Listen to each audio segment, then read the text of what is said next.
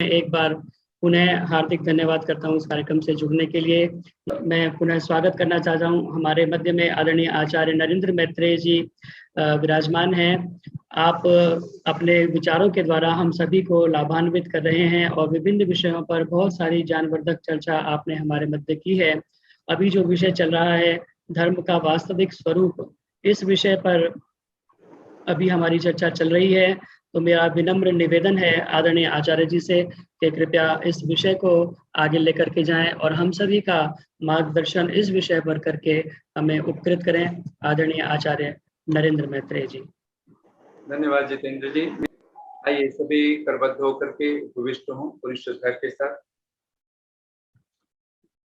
ओम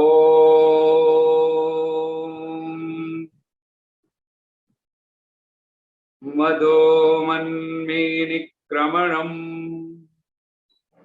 मदो मन्मे परायणम् वाचा वदामि मधुमत् भूयासं मधुसन्दृशः। ॐ नमः शम्भवाय च मयो भवाय च नमः शंकराय च मयस्कराय च नमः शिवाय च शिवतराय च। ओम शांति शांति शांति। आर्य समाज नगर निगम क्षेत्र फरीदाबाद की सभी समाजें, सभी ऊपर महिला समाज, पुरुष समाज के सभी अधिकारी वर्ग, उपस्थित भारतवर्ष के सभी प्रांतों से, दिल्ली आदि सभी प्रांतों से और देश से विदेश से उपस्थित सभी धर्मप्रिय सज्जनों, मातृशक्ति। उठाना खुद ही पड़ता है, उठाना खुद ही पड़ता है थका हुआ बदन अपना। उठाना खुद ही पड़ता है थका हुआ बदन अपना, कि जब तक सांस चलती है कोई कंधा नहीं देता। कि जब तक सांस चलती है कोई कंधा नहीं देता। एक बात हमारे मस्तिष्क में ये बात बैठनी चाहिए सहजता के साथ, और हृदयंगम कर लें हम ये बात अपने मन में, अपने मस्तिष्क में। यह जो धर्म है ये परमात्मा का पावन स्वरूप है। ये जगत सृष्टा जगदीश, और इसीलिए धर्म शब्द का सहज सा अर्थ हुआ परोपकार, क्योंकि परमात्मा जो कुछ करता है भूतानुग्रह, प्राणी मात्र के प्रति कृपा करना ही, अनुग्रह करना ही उसका स्वभाव है। ये सहज, और इसीलिए हम धर्म को तभी समझ पाएंगे कि ये जो वेद वाणी है ये सहज रूप से परमात्मा का, ये वेदो अखिलो धर्म मूलम क्या करके जब भगवान मनु कहते हैं तो निसंदेह धर्म का अर्थ ही होगा कि जिससे धर्म आया हुआ है। मया उक्तम, ऋषि दयानंद जब भाष्य करते हैं वेद भाष्यों का, मया उक्तम, और जो सत्य लक्षण उज्ज्वलम धर्मम कहते हैं उसको संगच्छध्वम शब्द, और ये बात हम सबके मस्तिष्क में हम लोगों ने पिछली बार भी चर्चा की है। संगच्छध्वम संवदध्वम समो मनांसि जानताम देवा भागम यथा पूर्वे संजानाना उपासते। और ये जो पूरे ऋग्वेद के मंत्र हैं 10वें मंडल के, जिसको हम लोग संगठन सूक्त के नाम से जानते हैं, ऋषि दयानंद ने इसको ऋग्वेदादि भाष्य भूमिका में धर्म, वेदोक्त धर्म विषय के ऊपर इसकी पूरे मंत्रों की व्याख्या ली हुई। और ये अद्भुत रूप से, अगर धर्म क्या है अगर ये समझना हो तो पहला शब्द ही वेदवाणी में संगच्छध्वम, और ऋषि दयानंद लिखते हैं कि ईश्वरो अभिवदति, ईश्वर मानो हमसे कहता है, ईश्वर उपदेश करता है, आदेश देता है, मया उक्तम न्याय्यम पक्षपात रहितम सत्य लक्षणोज्वलम धर्मम संगच्छध्वम सम्यक प्राप्नुत। संगच्छध्वम का गति के 3 अर्थ होते हैं। गतेश त्रयो अर्था ज्ञानम गमनम प्राप्तिश्चेति। जानना, गति करना और प्राप्त कर लेना, पा लेना, इन तीनों का नाम गति है। और किसको प्राप्त करें? तो कहते हैं न्याय्यम सत्य लक्षणोज्वलम, जो सत्य लक्षण स्वरूप, जो प्रकाशक स्वरूप है धर्म का, कहते धर्मम सम्यक प्राप्नुत। सम शब्द का है सम्यक, गच्छध्वम प्राप्नुत, प्राप्नुत सम्यक रूप से हम प्राप्त कर लें। किसको प्राप्त करें? धर्म को प्राप्त करें। कैसा धर्म है? तो हम लोगों ने यजुर्वेद के भाष्य में भी ऋषि का बहुत प्यारे अंदाज में उनके शब्दों को हम लोगों ने पढ़ा था। ईश्वरेण सर्व मनुष्यै अनुष्ठेयो अयम धर्म उपदिश्यति। अनुष्ठान करने और सब मनुष्यों के लिए, एक किसी वर्ग विशेष, वर्ण विशेष, स्थान विशेष की बात नहीं है। सर्व मनुष्यै, सब मनुष्यों के द्वारा जो अनुष्ठेय, अनुष्ठान करने योग्य है। तो ऋषि कहते हैं यह अर्थात यह धर्म। तो धर्म का स्वरूप कहा है न्याय, वहां पर कहा पक्षपात रहित। धर्म का पहला स्वरूप जो ऋषि को सबसे ज्यादा प्रिय है वह है न्याय। और ये न्याय, जब इसको हम जहां भी देखें कि हमारे अपने व्यक्तिगत जीवन में, पारिवारिक जीवन में, सामाजिक जीवन में, राष्ट्रीय जीवन में, वैश्विक जीवन में, हम कहीं अन्याय के पथ पर तो नहीं चल रहे हैं। और अन्याय का सीधा सा अर्थ क्या करेंगे? किसी को भी तन से, मन से, वचन से दुख देना, पीड़ा देना, ये अन्याय है। इसका सीधा सा अर्थ हुआ कि किसी को भी तन से, मन से, वचन से सुख देना, ये न्याय है। और ये न्याय जब आपके, और ये कैसा होता है, इसका विशेषण दिया है अगला, पक्षपात रहित, जिसमें मैं मेरे की भावना न हो। पक्षपात होता है कि ये मेरा पुत्र है, मेरी पत्नी है, मेरा पति है, मेरा है, मेरे देश का है, मेरे पड़ोस का है, मेरी जाति का है, मेरी बिरादरी का है। और आज राजनीतिक रूप से अगर हम देखें तो राजनीतिक मंच ये पक्षपातों का मंच बना हुआ हो तो उसको राजनीति भी नहीं कह सकते। धर्म नीति की तो बात ही दूर है। पक्षपात का अर्थ होता है मेरा, मेरे देश का है, मेरे प्रांत का है, मेरे गांव का है, मेरी बिरादरी का है। मैं जिन मान्यताओं को ढोता हूं उन्हीं मान्यताओं को ये भी मानता है, स्वीकार करता है। कहते ऐसा जो पक्षपात, मैं मेरे का जब लेबल लगा देते हैं, और आज संगठन के नाम पर यही बन रहा है, ये मैं हूं और इस तरह की मान्यताओं को मानने वाले लोग। धर्म का शब्द सीधा सा अर्थ है न्याय्य।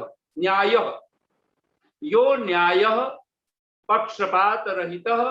तीसरा लक्षण लिखते हैं सुपरीक्षित, जो अच्छी प्रकार से परीक्षा किया गया हो, अच्छी प्रकार से जांचा गया हो, परखा गया हो, आप्त पुरुषों के द्वारा, विद्वानों के द्वारा, मनीषियों के द्वारा, चिंतकों के द्वारा, जिन कर्मों का, जिन आचरणों का करना वो न्याय युक्त हो, पक्षपात रहित हो, सुपरीक्षित, प्रमाण ही।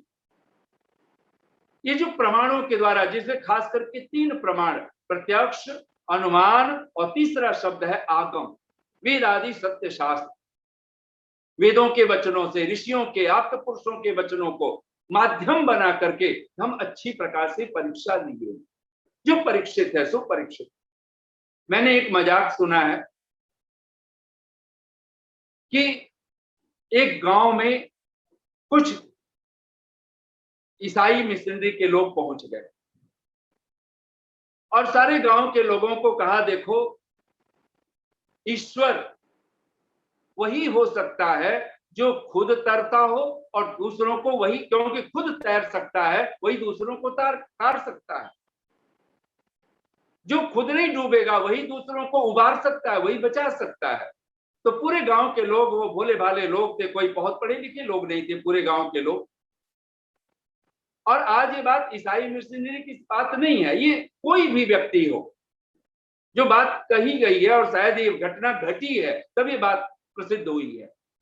तो कहते हैं वो ईसाई मिशनरी के लोग गांव में पहुंच गए हैं और बिल्कुल भोले भाले लोगों का गांव है। और उस पादरी ने सारे गांव के लोगों को इकट्ठा किया, एक बड़ा सा टब, उसमें पानी भरवा दिया, 2 मूर्तियां निकाली अपनी थैले से, झोले से, और एक दिखला करके गांव वालों को दिखलाता है, देखो ये 2 मूर्तियां हैं, एक जैसी आकृति, एक जैसा रंग, एक जैसा कलर, एक जैसा, पूरी उनके जो भी कुछ संरचना थी वो सब हूबहू एक जैसी थी। एक प्रतिमा उसने रखी थी राम जी की, भगवान राम की, और दूसरी रखी थी उसने क्राइस्ट की, जीसस क्राइस्ट की, ईसा मसीह की।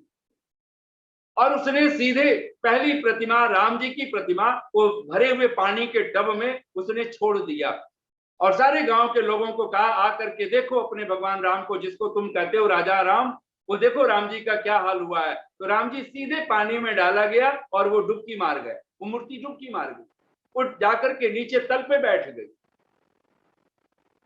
वो ईसाई पादरी कहता है, देखा, अब ये देखो, ये जीसस क्राइस्ट की मूर्ति है और इस मूर्ति को अब मैं पानी में छोड़ता हूं। सारे गांव के लोग बिल्कुल बदहवास से, अवाक से, और वो देखते हैं कि जीसस की मूर्ति जैसे उसने पानी में छोड़ा, वो पानी में बिल्कुल तैर गई, वो मूर्ति ऊपर आ गई है मूर्ति, वो डूबी ही नहीं।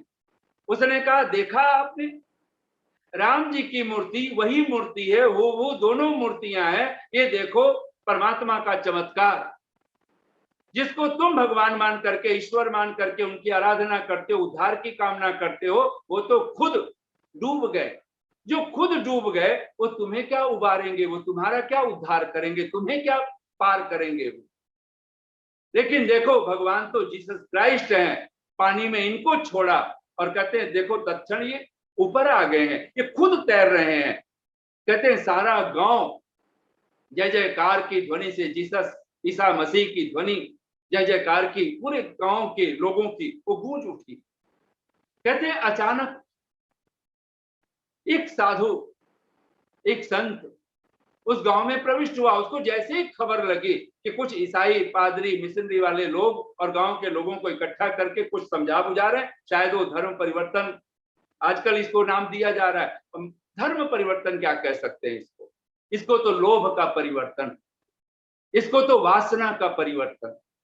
कोई भी करता हो, किसी भी मत मजहब में हो, किसी का लोभ जगा करके, किसी की वासना जगा करके कि तुम्हें हम ये कर देंगे, तुम्हें ये दे देंगे, तुम्हें मकान दे देंगे, रुपया पैसा दे देंगे, और जो ऐसे लालच में आकर के, तो कहते हो साधु ने जैसे सुना वो भी पहुंच गए वहां पर।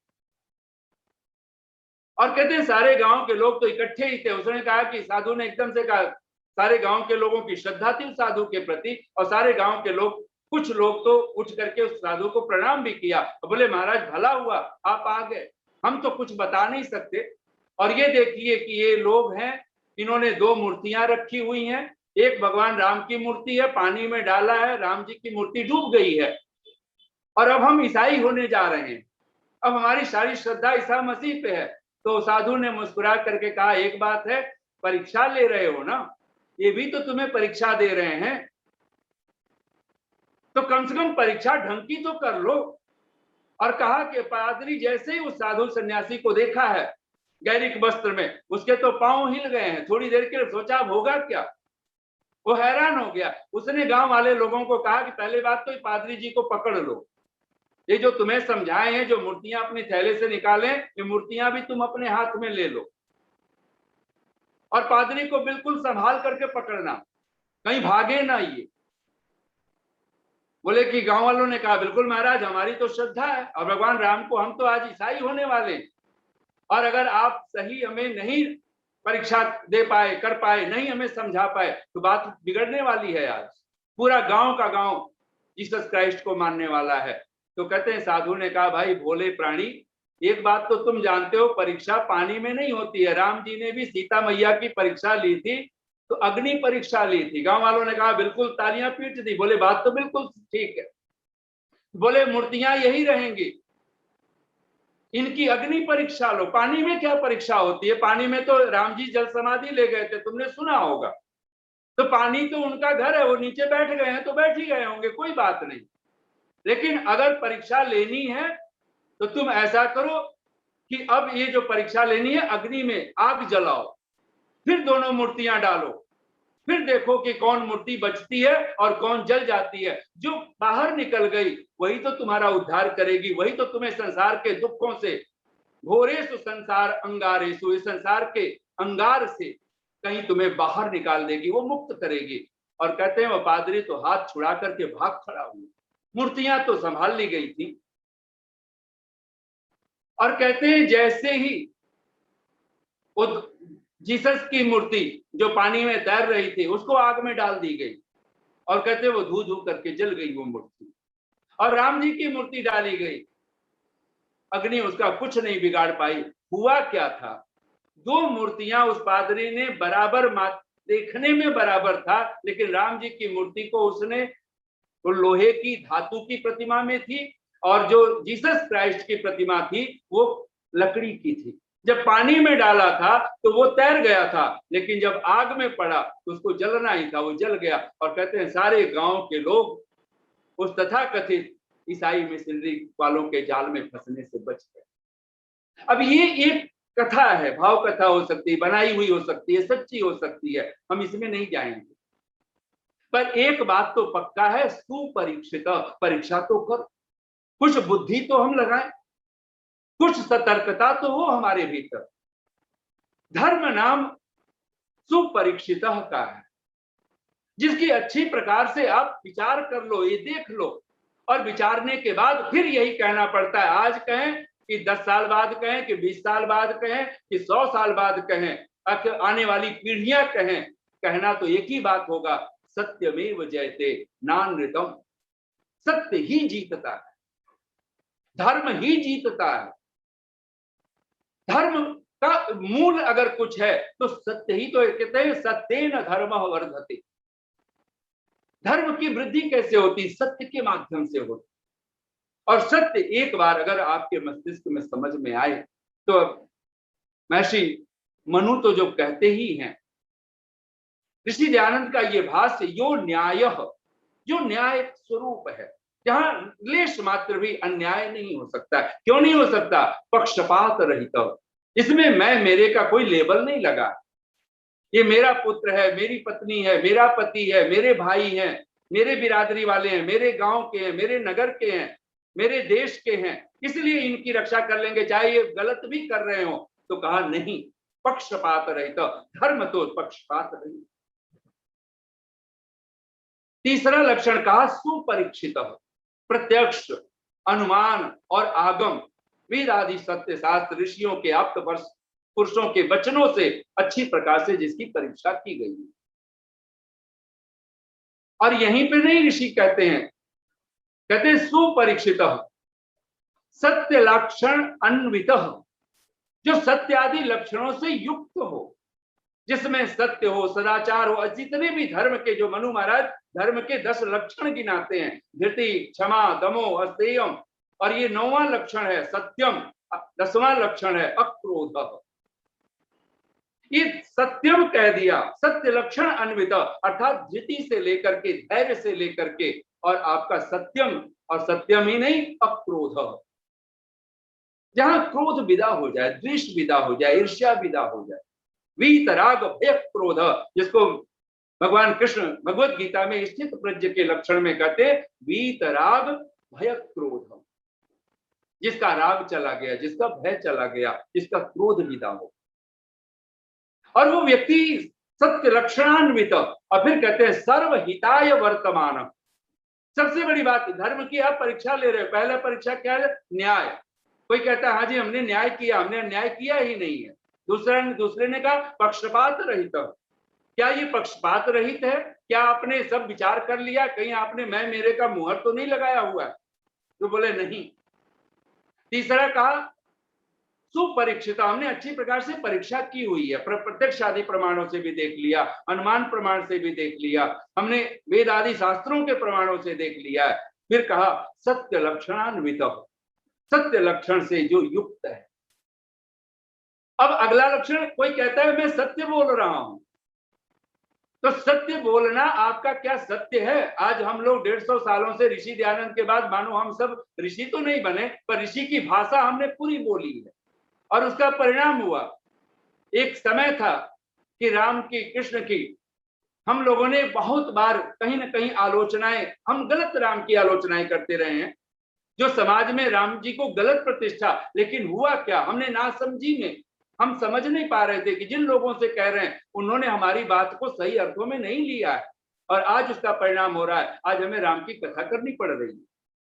वो कथा करनी है, वो लोग जो सुन रहे हैं वो कोई महापुरुष सुनने के लिए महापुरुष के रूप में लोग नहीं आ रहे हैं, वो भगवान ही मान करके सुनते हैं। चाहे आप कितना भी महापुरुष बना करके हम प्रस्तुत कर लें, राम की कथा करा लें या कृष्ण की कथा कर लें, क्योंकि कथा ही अगर करनी है तो फिर तो ऋषि दयानंद की कीजिए, फिर तो सारे महापुरुषों की कीजिए, लेकिन नहीं करनी पड़ती। क्यों नहीं करनी पड़ती? अगर ये लक्षण जो ऋषि ने अगला लक्षण किया था, ये बड़ा महत्वपूर्ण है। सर्वहिताय वर्तमान, जो सबके हित में वर्तमान है। और इसीलिए मनु महाराज का ये शब्द बहुत प्यारा है, ये धर्म सनातन। जब वो सनातन धर्म की बात करते हैं, शाश्वत धर्म की बात करते हैं, तो पहला ही लक्षण है। और इसको ऋषि दयानंद ने अपने अमर ग्रंथ सत्यार्थ प्रकाश में स्थान दिया हुआ है और हस्ताक्षर है ऋषि दयानंद का।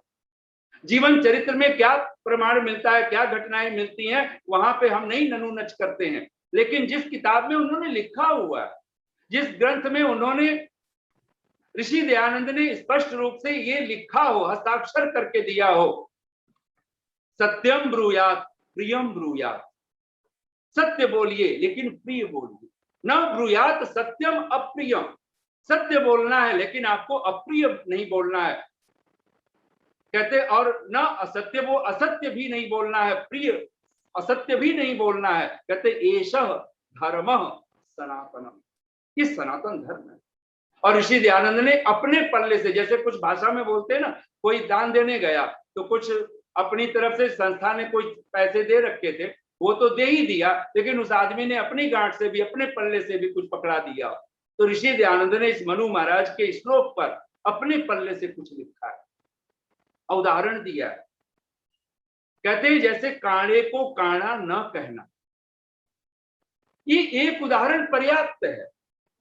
आप सत्य बोलना चाहते हैं, हम बोलें, लेकिन वो सत्य सत्य नहीं कहलाएगा। अगर भगवान वेद व्यास की भाषा में कहें, कहते हैं पापम एव भवेत्, वह पाप ही कहलाता है। कौन? जो सर्वहिताय वर्तमान होना। अब एक अंधे को हम अंधा कहें, सत्य है वो, लेकिन अंधे को अंधा नहीं कहना। एक आंख वाले को हम एक आंख वाला कहें, काणा कहें, नहीं कहना है। एक निर्धन है, हम उसको निर्धन कहें, नहीं कहना है। हमारे वहां तो सबको, चाहे निर्धन हो कि अमीर हो कि गरीब हो, हमने तो श्रीमान सबके साथ लगाया हुआ है।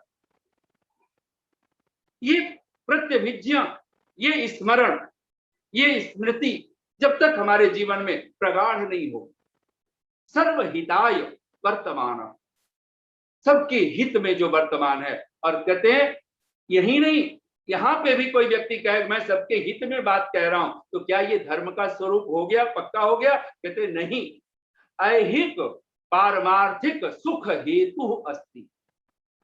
और ये किस मंत्र के भाव में ऋषि दयानंद का ये पूरा भाष्य आप देख सकते हैं, पढ़ सकते हैं।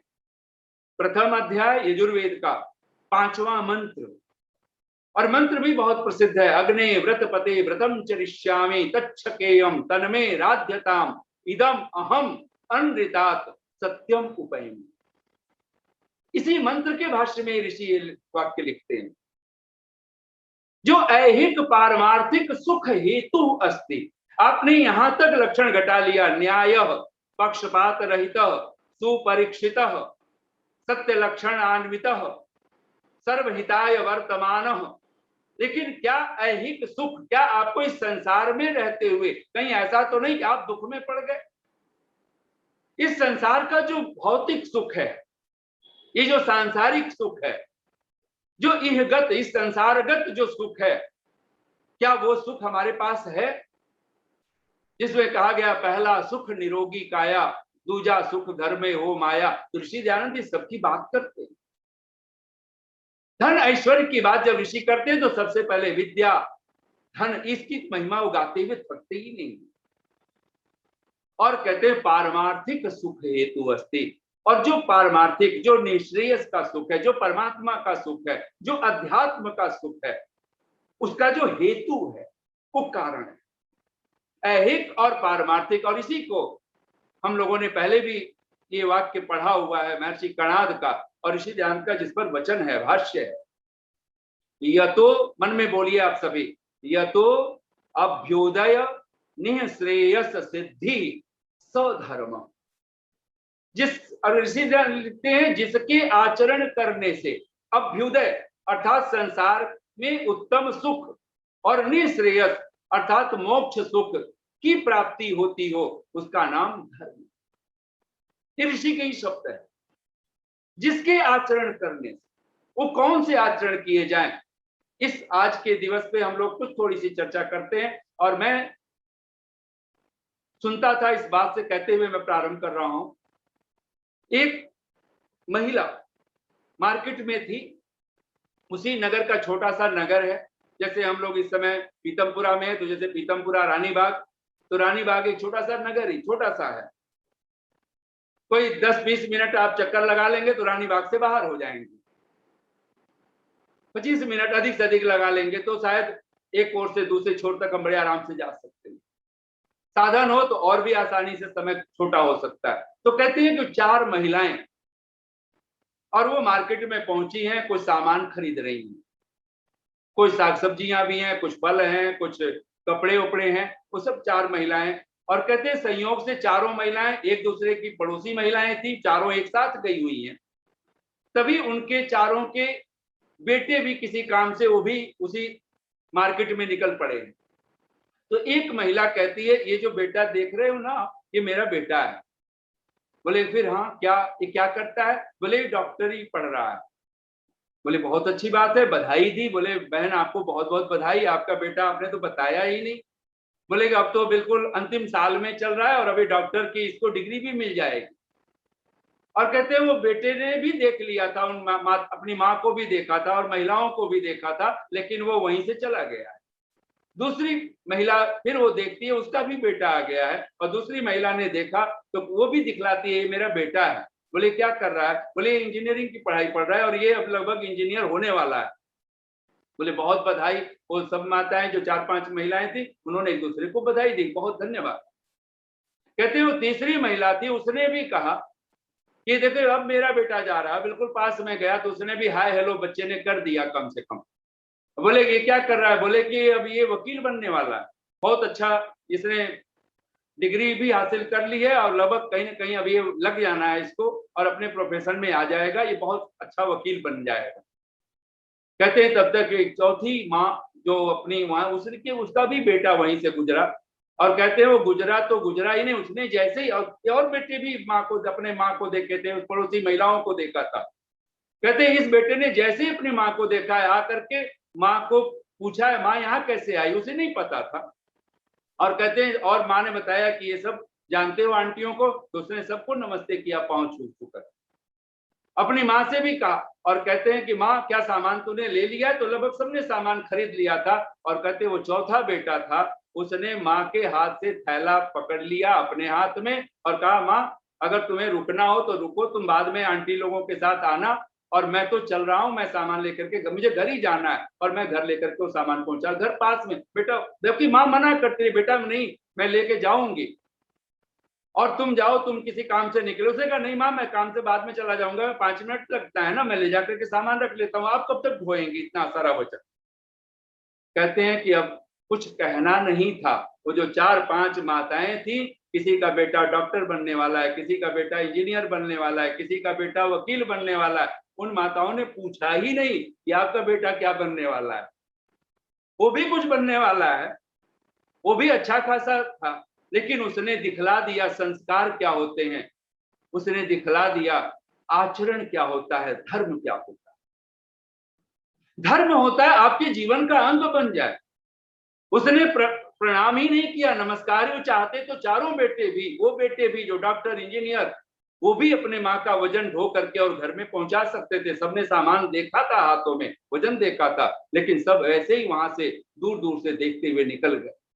लेकिन ये बेटा, कहते हैं कि वहां से कोई साधु गुजरता था, उसने कहा कि सचमुच में अगर किसी ने संस्कारी बेटे को जन्म दिया है तो ये बेटा है और ये माँ है। सब माताएं, जो और माताएं थी, वो कब से कब बिल्कुल लज्जा से भर गई। एक बात हमारे मस्तिष्क में ये बैठनी चाहिए, धर्म का जो लक्षण है, तो मानू महाराज अब क्या कहते हैं, धर्म का स्वरूप किस तरह से, किस भांति हमारे जीवन का अंग बनेगा। इसलिए ये पंक्तियां जो पहले शुरू में बोला था, उठाना खुद ही पड़ता है, उठाना खुद ही पड़ता है थका हुआ बदन अपना, कि जब तक सांस चलती है, कि जब तक सांस चलती है कोई कंधा नहीं देता। एक बात अगर मस्तिष्क में, ये धर्म अगर आपके पास है तो किसी के कंधे की जरूरत भी नहीं। और कंधे की जरूरत है इसका मतलब है अब जीवन नहीं है, अब हम मृत प्राय हो गए, और धर्म तो आपको जीवंत रखता है। मृत्युरपि धर्मिष्ठम रक्षति, मनुष्यों का कहना है कि मृत्यु भी धर्मिष्ठ की रक्षा करती है। और आचार्य चाणक्य तो कहते हैं, जीवंतम मृतवन मन्ने देहिनम धर्म वर्जितम, मैं उस शरीरधारी को, उस देही को मरा हुआ मानता हूं, मरा हुआ समझता हूं, जिसको धर्म से वर्जित है, धर्म से रहित है, जिसके जीवन में धर्म नहीं है, जिसके जीवन में धर्म की, और धर्म के लक्षणों में ऐहिक पारमार्थिक सुख हेतु वाला जो धर्म, ये धर्म आपके पास नहीं। मनु महाराज कहते हैं धर्म के 4 साक्षात लक्षण का, प्रत्यक्ष लक्षण का, 10 लक्षणों की बात हम लोगों ने सुनी है, बहुत सुना है कि धृति, क्षमा, दमो, अस्थेयम, शौचम, इंद्रिय निग्रह, धीर, विद्या, सत्यम, अक्रोधो, दशकम धर्म लक्षण।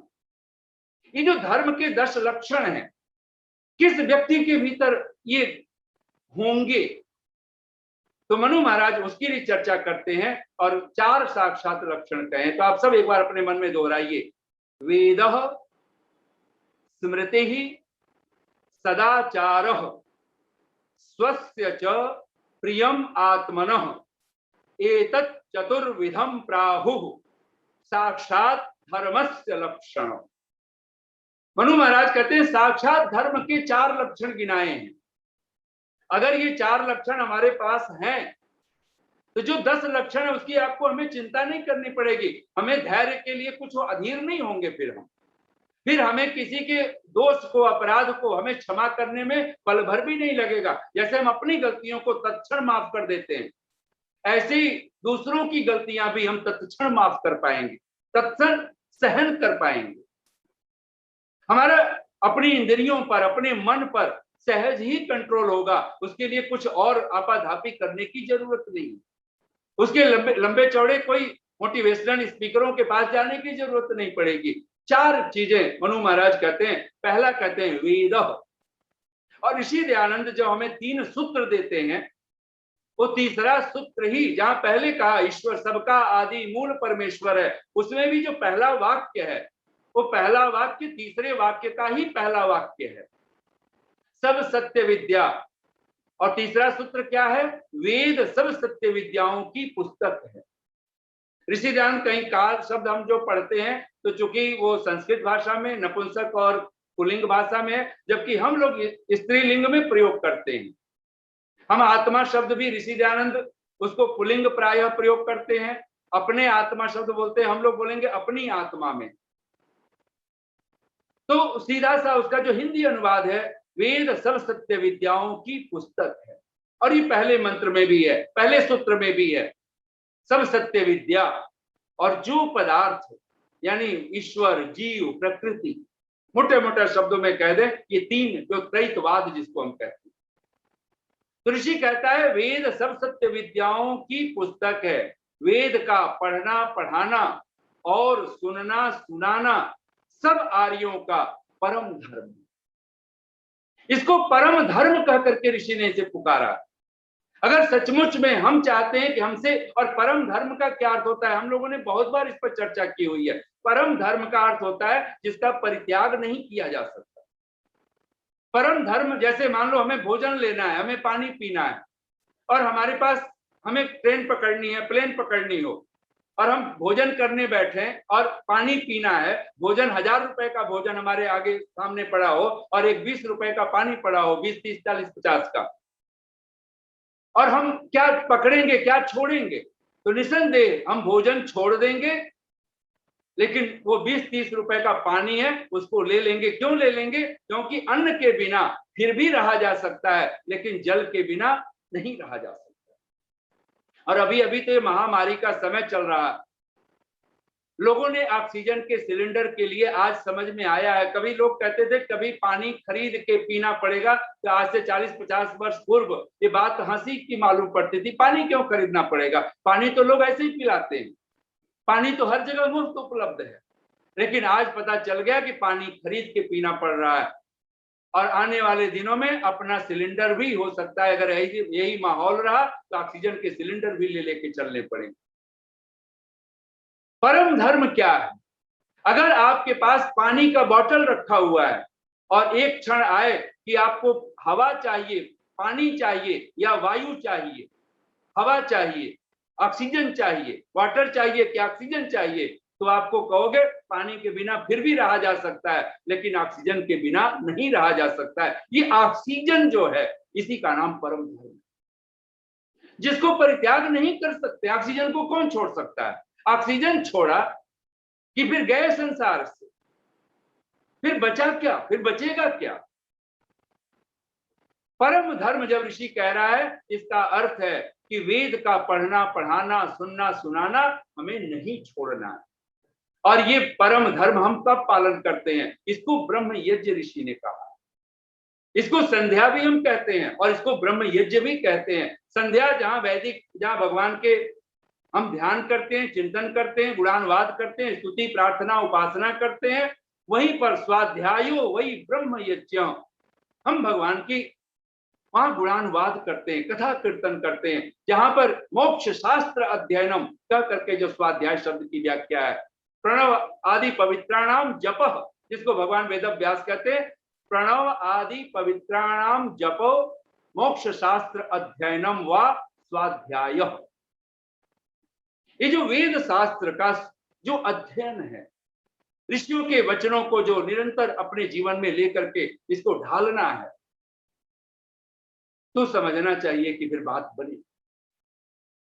मैंने सुना है कि एक व्यक्ति कार ड्राइव करता हुआ वो दिल्ली को वापस लौट रहा था अपने घर की तरफ, तो जो बड़े बड़े बोर्ड लगे थे, तो बोर्डों पे लिखा हुआ था घर पे आपका कोई इंतजार कर रहा है, ये वाक्य लिखा होता है ताकि गाड़ी आप धैर्य से चलाएं, बहुत स्पीड में गाड़ी न चलाएं।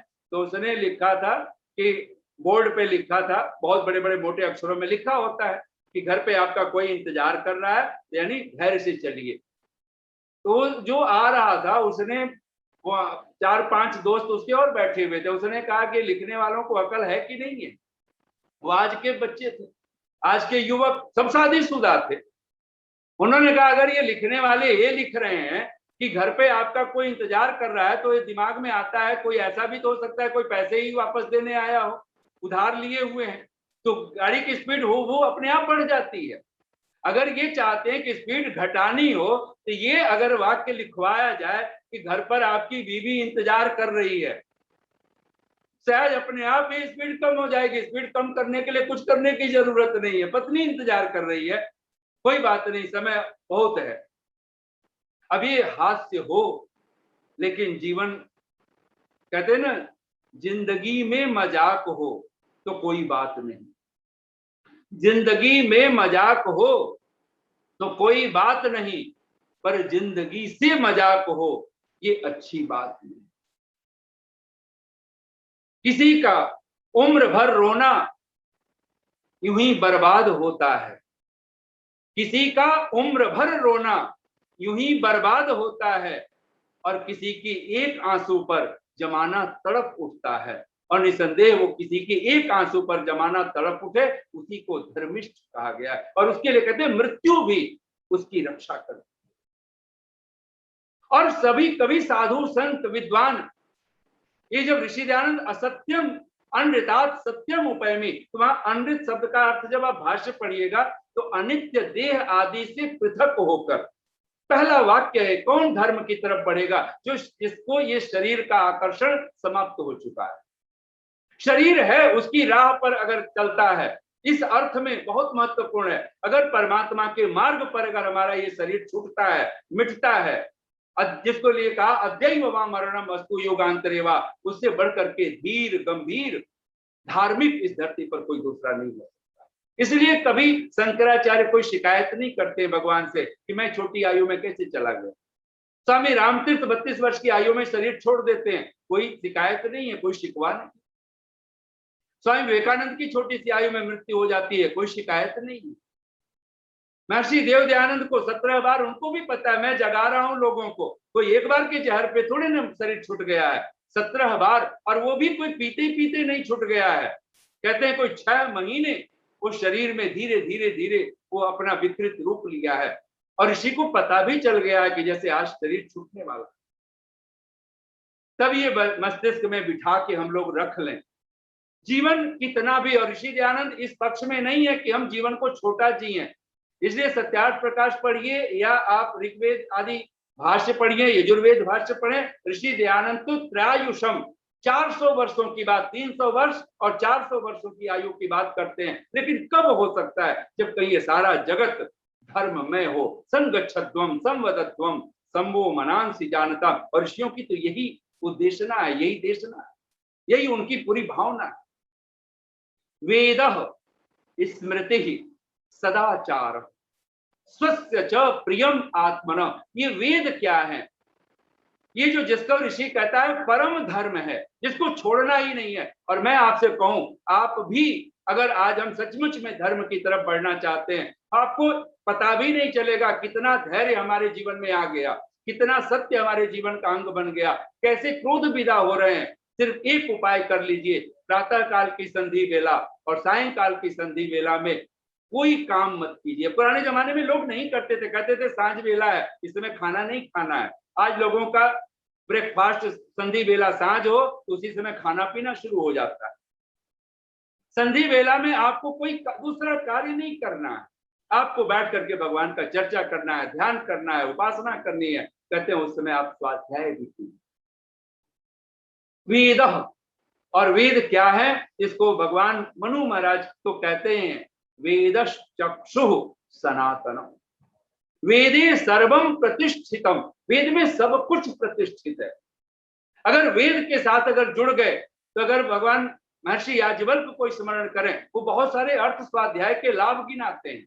अभी अभी तो मैं कुछ ही दिन हुआ, मैं स्वाध्याय पे ही बोल रहा था, लेकिन स्वाध्याय क्यों करें, कैसे करें, तो मैं आपको कहूं स्वाध्याय का एक अर्थ सहज रूप से है इंद्रिय संयमश्च अपराधीन अह अह अर्थान साधयते सुखम स्वपिति। वो प्रतिदिन अपराधीन होता है, परम चिकित्सक आत्मनो भवति। वो अपना परम चिकित्सक हो जाता है, अपनी आत्मा का भी, अपने मन का भी, अपने तन का भी। उसको सब पता लगने लगता है, मैंने क्या खाया है तो शरीर में विकार होगा, क्या नहीं खाऊं, क्या करूं कि मेरा मन ठीक हो, क्या करूं कि मेरा तन ठीक हो। ये पता होता है। किसको पता होता है? जो वेद से जुड़ा हुआ। इस स्वाध्याय अर्थात स्वाध्याय प्रशंसा, ऐसे करके ऋषि महर्षि याज्ञवल्क्य पंक्तियां लिखते हैं। युक्त मना भवति इंद्रिय संयमश्च, वो युक्त मना हो जाता है। तो ऐसे घड़ी पे नजर पहुंच गई है और मैं अपनी वाणी को समेटूं तो हम लोग कहा करते हैं तन और मन दोनों को स्वस्थ रखने का एक ही राज है। तन शब्द को उल्टो तो क्या बनेगा? नत। मन शब्द को उलट दें तो क्या बनेगा? नम। दोनों का अर्थ है झुकना। तन जितना फ्लेक्सिबल होगा तन उतना स्वस्थ होगा। तन को जितना अकड़ा करके रखेंगे, जितनी अकड़ होगी उतना ही ये बीमारी का घर होगा। इसलिए शरीर को जितना आसन से, व्यायाम से, प्राणायाम से जितना झुका सकते हैं, जितना फ्लेक्सिबल बना सकते हैं। और इसका एक ढंग तो ऋषि के ही भाषा में हम लोग अपना लें कि कम से कम सुबह उठ करके सांझ सोने से पहले अपने माता पिता, अपने गुरुजनों को, अपने आचार्यों को, ऋषियों को, जो भी आपके बीच में हैं, दादा दादी, नाना नानी, जो भी आप लोगों के पास में, उन बड़ों को ऋषि ध्यान लिखते हैं कि जब पितर लोग संतान या शिष्य के पास आए, संतान या शिष्य लोग पितरों के पास जाएं तो कैसे प्रणाम करें। कहते हैं भूमि पर घुटने टिका करके, आच्या जानू मंत्र है। और मुझे प्रमाण के रूप में आपको कहूं, ऋषि दयानंद के शब्द हैं, आच्या जानू इस मंत्र पर भाष्य है, यजुर्वेद का 19वां अध्याय 62 संख्या का मंत्र है। कहते हैं कि जब जब पितर लोग संतान या शिष्यों के पास जाएं, संतान या शिष्य लोग पितरों के पास जाएं, तो भूमि पे घुटने टिका करके, जैसे कोई और जगहों पे माथा टेकता है, कहते ऐसे माथा जमीन पे रख करके अपने माता पिता, दादा दादी को प्रणाम कीजिए। और अगर 4 ऐसे रिश्ते हैं और 4 बार अगर आपने प्रणाम किया, शरीर का तो आपका वैसे एक्सरसाइज हो जाने वाला, सहज रूप से। और ये प्रणाम करने की विधा अपनाई। अगर ये जीवन में है तो पहला चीज कहते हैं वेदश्चक्षु सनातनम, वेद आंख है और तन और मन दोनों को झुकाने का ढंग है, स्वस्थ रखना। और हम लोग 5 शब्द याद रख लीजिएगा, इसी के साथ वाणी को विराम दे रहा हूं। खाऊं कि ना खाऊं, अगर हमारे सामने 3 बातें हैं शरीर को स्वस्थ रखने के लिए, खाऊं कि ना खाऊं, चाहे वो चने के बराबर ही कोई वस्तु हमारे सामने आ गई है और मन में प्रश्न उठ गया है कि पता नहीं ये चीज मेरे लिए नुकसानदायक, डॉक्टर ने मना कर रखा है, मेरे पास आ गया, लोग कह रहे हैं नहीं खा लीजिए, तो खाऊं कि ना खाऊं, तो क्या करना चाहिए? नहीं खाना है। पीऊं कि ना पीऊं, इसका मतलब यहाँ एक्वा से है, वाटर से है, पानी से है। अगर हमारे सामने प्यास न भी लगी हो और कोई हमारे सामने पानी लेकर के आके उपस्थित हो गया है और मेरे मन में प्रश्न उठ जाए पीऊं कि ना पीऊं, प्यास तो लगी नहीं है, तो कहते हैं पी लेना चाहिए। प्यास न भी लगी हो, अगर पानी शुद्ध है, पवित्र है, इसका अगर आपको स्मरण रखना है तो आप पानी को जरूर पी लीजिए। खाऊं कि ना खाऊं, मत खाइए। पीऊं कि ना पीऊं, पी लीजिए। और तीसरा है जाऊं कि ना जाऊं, यहाँ वॉशरूम से है, मल मूत्र के त्याग से है। कैसे भी जगह पे बैठे हो, सभा में बैठे हो, सोसाइटी में बैठे हो और मन में प्रश्न उठ रहा है मुझे वॉशरूम जाना है, जाऊं कि ना जाऊं, तो क्या करना चाहिए? जाना ही चाहिए। ये 3 सूत्र अगर आपके पास है तो आपका तन ये लगभग स्वस्थ ही रहने वाला है। 2 सूत्र मन को स्वस्थ रखने के हैं, कहूं कि ना कहूं, बोलूं कि ना बोलूं। पति पत्नी को ही आपस में कोई बात करनी है, मित्रों को बात करनी है, अड़ोस पड़ोस में बात करनी है, बच्चों से बात करनी है, पिता से बात करनी है, और आपके मन में आए ये बात कहूं कि ना कहूं, तो क्या करना चाहिए? बोलूं कि ना बोलूं, तो नहीं बोलना है और कम से कम 24 घंटे रुक जाइए। 24 घंटे अगर आप रुक जाते हैं तो आपको शायद बोलने की जरूरत न पड़े, खुद उत्तर मिल जाए। गलतियां खुद की बहुत सारी हैं। बोलूं कि ना बोलूं, तुम मत बोलिए। और 5वां सूत्र है करूं कि ना करूं, क्या मतलब है? शुभस्य शीघ्रम, शुभ कार्य। और याद कर लीजिए 3 ही शुभ कार्य हैं ऋषियों की भाषा में, भगवान कृष्ण के शब्द हैं, बोलिए यज्ञ, दान, तपह, कर्म। यज्ञ कभी नहीं छोड़ना है, दान कर्म कभी नहीं छोड़ना है, और तप करना कभी नहीं छोड़ना है। ये 3 कर्म अगर हमारे जीवन में है, करूं कि ना करूं, अगर आपके सामने तीनों में से कोई कर्म उपस्थित हुआ है, तप करने का अवसर आया है, करूं कि ना करूं, कर डालिए। देने का अवसर आया है, दूं कि ना दूं, दे डालिए। यज्ञ करने का अवसर आया है, यज्ञ करूं कि ना करूं, तो कहा शुभस्य शीघ्रम, वहां पर किसी का आमंत्रण निमंत्रण की प्रतीक्षा मत कीजिए, कर डालिए। अंत में 2 पंक्तियां कहता हूं वाणी को विराम। ये 5 सूत्र, खाऊं कि ना खाऊं, नहीं खाना है। पीऊं कि ना पीऊं, पी लेना है पानी। जाऊं कि ना जाऊं, वॉशरूम जाना है। बोलूं कि ना बोलूं, नहीं बोलना है। कहूं कि ना कहूं, नहीं कहना है। और करूं कि ना करूं, यज्ञ, दान, तप, शुभ कर्म, सत्कर्म, तो कर डालना है। और तब ये पंक्तियां गोस्वामी तुलसीदास जी के शब्दों में नाम पे है, तुलसी कर पर कर करो, करतर कर न करो। किसी के हाथ के ऊपर तो हाथ रखें, कर कहते करतल कर पृष्ठे, तुलसी कर पर कर करो, किसी के हाथ के ऊपर तो हाथ रखो, करतर कर न करो, किसी के हाथ के नीचे हाथ मत रखना।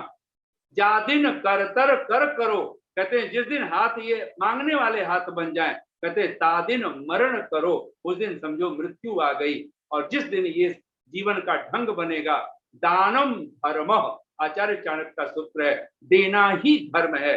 मरते क्षण तक हम क्या बांट सकते हैं, क्या दे सकते हैं, क्या लुटा सकते हैं, इतनी शांति और प्रेम से आप सबने सुना। बहुत बहुत साधुवाद, बहुत बहुत धन्यवाद। ओम शम। बहुत धन्यवाद आचार्य जी, बहुत सुंदर चर्चा आपने हमारे समक्ष की और धर्म के वास्तविक स्वरूप के बारे में आपने पीछे भी काफी चर्चा